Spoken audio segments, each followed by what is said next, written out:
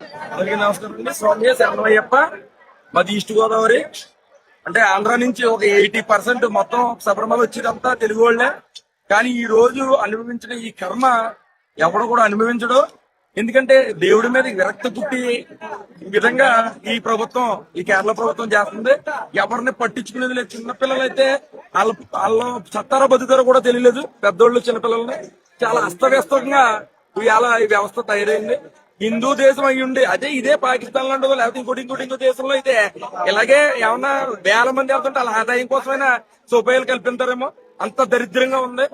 ఇంతటి నీచమైన మెయింటెనెన్స్ ఎక్కడ ఏ ప్రభుత్వం చేయదు. ఇదే తిరుపతి వారోత్సవాల్లో ఏదని ఎంతటి జరిగిన సిరిడి అవన్నీ ఏదైనా ఉన్నాయి, సిరిడి వెంకటబాబు గుడి ఏదైనా సరే సౌకర్యాలతో ప్రజలందరూ కూడా మెప్పును పొందడానికి ఉంటది. మరి ఇంత ఘోరంగా ప్రజల్ని మళ్ళీ అయ్యప్ప స్వామి గుడికి రావద్దని శిక్ష వేసినట్టు ఈ ప్రభుత్వం వ్యవహరించింది. దీని గురించి ప్రతి ఒక్కరు దృష్టి నుంచి ఏదో జీవో తెచ్చి హిందూ దేశం అన్నదిగా లాలేదు. ఇది ఏదో క్రిస్టియన్ దేశం లేకపోతే ముస్లిం దేశం కింద ఉంది. చాలా అస్తవ్యస్తంగా ఉంది వ్యవస్థ అయితేనే. ఇంతటి దుర్మార్గంగా ఇంతటి మహోన్నతమైన గుడిని ఇంత అపవిత్రంగా చేసి ఈ విధంగా చేశారంటే దుర్మార్గం, దుష్టం. దీన్ని మీరు ప్రతి ఒక్కళ్ళు కూడా ఇది ప్రభుత్వం దృష్టికి చేరాలని కోరుకుంటున్నాం. ఇంకోటి ఏంటంటే మన హిందూ దేశం లేకపోతే ఇంత దరిద్రంగా ఇలా తయారవుతుందని ఎట్టి పరిస్థితులు అనుకోరు.